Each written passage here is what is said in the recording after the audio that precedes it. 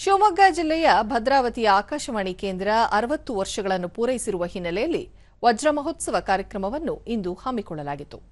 ಈ ವೇಳೆ ಕುವೆಂಪು ವಿಶ್ವವಿದ್ಯಾಲಯದ ವಿಶ್ರಾಂತ ಕುಲಸಚಿವ ಡಾ ಶ್ರೀಕಂಠ ಕೂಡಿಗೆ, ಕೃಷಿ ತೋಟಗಾರಿಕಾ ವಿಶ್ವವಿದ್ಯಾಲಯದ ಕುಲಸಚಿವ ಡಾ ಕೆಸಿ ಶಶಿಧರ್ ಮತ್ತು ಆಕಾಶವಾಣಿ ಕೇಂದ್ರದ ಹಿರಿಯ ಅಧಿಕಾರಿಗಳು ಹಾಗೂ ಸಿಬ್ಬಂದಿ ಸೇರಿದಂತೆ ಮತ್ತಿತರರು ಉಪಸ್ಥಿತರಿದ್ದರು. ಹಾಗಾಗಿ 90ರಲ್ಲಿ ಜಿಕೆವಿಕೆ ಬೆಂಗಳೂರಲ್ಲಿ ಉದ್ಯೋಗ, ಧಾರವಾಡದಲ್ಲಿ ಸಹಾಯಕ ಪ್ರಾಧ್ಯಾಪಕರು, 2006ರಲ್ಲಿ ಹಾಸನ.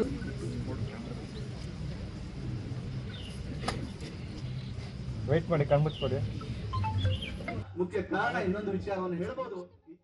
ಅದರಲ್ಲೂ ನಮ್ಮ ದೂರದರ್ಶನದೊಂದಿಗೆ ಶ್ರೋತೃಗಳಾದ ಶ್ರೀಶೈಲ ಸುಮಾರು ವರ್ಷಗಳಿಂದ ಆಕಾಶವಾಣಿ ಕಾರ್ಯಕ್ರಮಗಳನ್ನು ಕೇಳುತ್ತಿದ್ದು, ಸಾರ್ವಜನಿಕ ಹಾಗೂ ವಿದ್ಯಾರ್ಥಿ ಸ್ನೇಹಿಯಾಗಿ ಉಪಯುಕ್ತ ಮಾಹಿತಿ, ಉತ್ತಮ ಮನರಂಜನೆಯನ್ನು ಆಕಾಶವಾಣಿ ನೀಡುತ್ತಿದೆ ಎಂದು ಪ್ರಶಂಸಿಸಿದರು.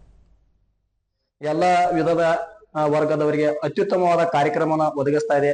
ಆ ಅಭಿಮಾನದಿಂದ ನಾವು ಕೂಡ ಒಂದು ಭದ್ರಾವತಿ ಆಕಾಶವಾಣಿಯ ಒಂದು 60ರ ಸಂಭ್ರಮಕ್ಕೆ ಒಂದು ಭಾಗಿಯಾಗಬೇಕಂತ ನಾನು ಬಂದಿದ್ದೀನಿ. ಕೇಳುಗರಾದ ಡಾ ಮೈತ್ರೇಯಿ, ಮಲೆನಾಡಿನ ಭಾಗದ ಜನರ ಅಚ್ಚುಮೆಚ್ಚಿನ ಮಾಧ್ಯಮ ಆಕಾಶವಾಣಿಯಾಗಿದ್ದು, ಉತ್ತಮ ಕಾರ್ಯಗಳನ್ನು ನೀಡುವ ಮೂಲಕ ಜನರ ಮನಸ್ಸನ್ನು ಗೆದ್ದಿದೆ ಎಂದರು. ಬಾಲ್ಯದಿಂದಲೂ ನಾವು ರೇಡಿಯೋವನ್ನ ಕೇಳ್ಕೊಳ್ತಾ ಬಂದು ಈ ಕಾಲದಲ್ಲೂ ಕೂಡ ಟಿವಿ ಮಾಧ್ಯಮ ಇತ್ಯಾದಿ ಸೋಷಿಯಲ್ ಮೀಡಿಯಾ ಬೇರೆ ಎಲ್ಲ ಏನೋ ಇದ್ರೂ ಕೂಡ ಬೆಳಗ್ಗೆ 6 ಗಂಟೆ ಆಯ್ತು ಅಂತ ಅಂದ್ರೆ ಆ ರೇಡಿಯೋದ್ ಏನಿದೆ ಅದು ನಮಗೆ ಯಾವಾಗ್ಲೂ ಕೂಡ ಅತ್ಯಂತ ಆಹ್ಲಾದ ಅಂತ ಅನಿಸುವಂತಹದ್ದು.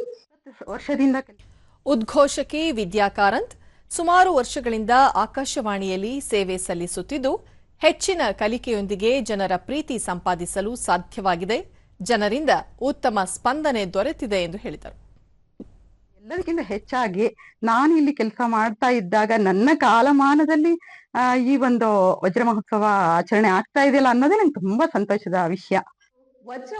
ಉದ್ಘೋಷಕಿ ನಂದಿನಿ, ವಜ್ರ ಮಹೋತ್ಸವಕ್ಕೆ ಹಲವು ಕಡೆಗಳಿಂದ ಆಕಾಶವಾಣಿ ಕೇಳುಗರು ಬಂದಿದ್ದು, ಆಕಾಶವಾಣಿಯ ಕಾರ್ಯವೈಖರಿಗಳ ಕುರಿತು ಖುಷಿಯಿಂದ ಅಭಿಪ್ರಾಯ ಹಂಚಿಕೊಳ್ಳುತ್ತಿದ್ದಾರೆ.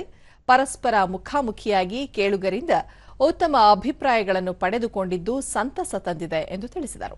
ಪರಸ್ಪರ ಮುಖಾಮುಖಿಯಾಗಿ ಭೇಟಿಯಾಗುವಂತಹ ಅವಕಾಶ ನಮಗೆ ದೊರಕೊಟ್ಟಿದೆ.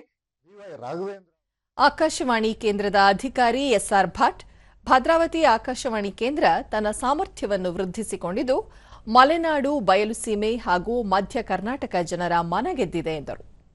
60ಕ್ಕೆ ಹರೆಯ ಪುನಃ ಬರ್ತಾ ಇದೆ ಭದ್ರಾವತಿ ಆಕಾಶವಾಣಿಗೆ. ಈ ಒಂದು ಸಂದರ್ಭದಲ್ಲಿ ಕಾರ್ಯಕ್ರಮದ ಮುಖ್ಯಸ್ಥರಾಗಿ ಜವಾಬ್ದಾರಿ ಬಹಳ ಇರುತ್ತೆ. ಕಾರ್ಯವ್ಯಾಪ್ತಿಯನ್ನು ವಿಸ್ತರಿಸಿಕೊಳ್ಳೋದು ದೊಡ್ಡದಲ್ಲ, ಆದರೆ ಅದನ್ನ ಅತ್ಯುತ್ತಮವಾಗಿ ಕಾರ್ಯರೂಪಕ್ಕೆ ತರುವುದು ಬಹಳ ಪ್ರಮುಖ ಆಗಿರುತ್ತೆ.